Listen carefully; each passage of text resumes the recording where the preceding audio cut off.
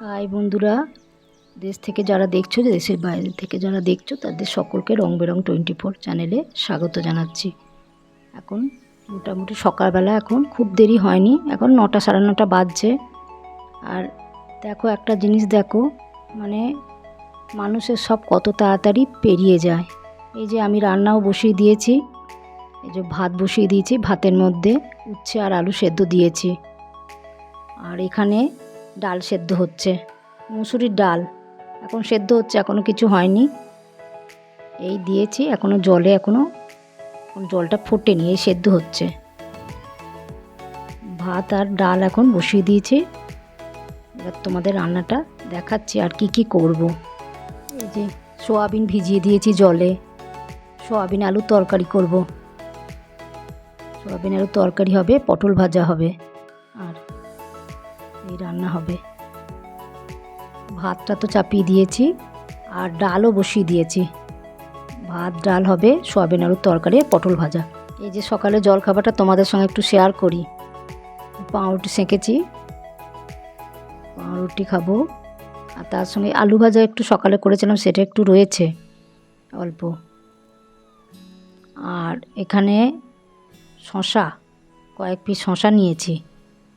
আর এটা হচ্ছে তরকা, কালকে রাত্রে করা হয়েছিল রুটি দিয়ে খাওয়ার জন্য। তরকা একটু ছিল ফ্রিজে, ওটা একটু নিয়ে নিলাম।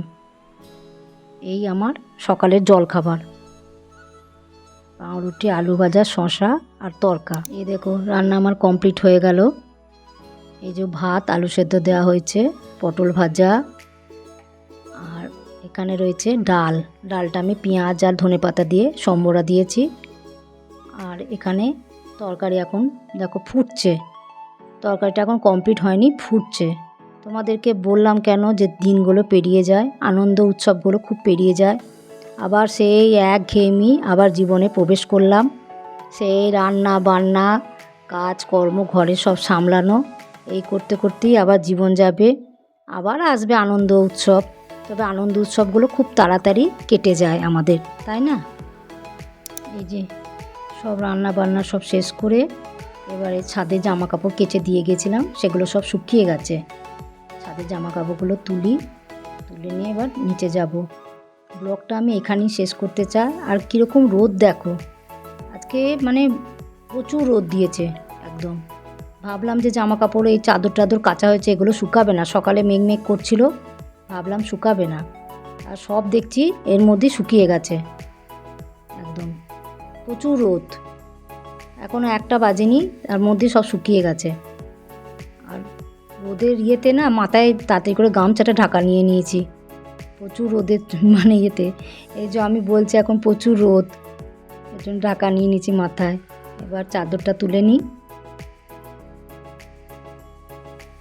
তোমরা ব্লগটা দেখতে থাকো, কেমন লাগছে জানিও আমার ব্লগগুলো।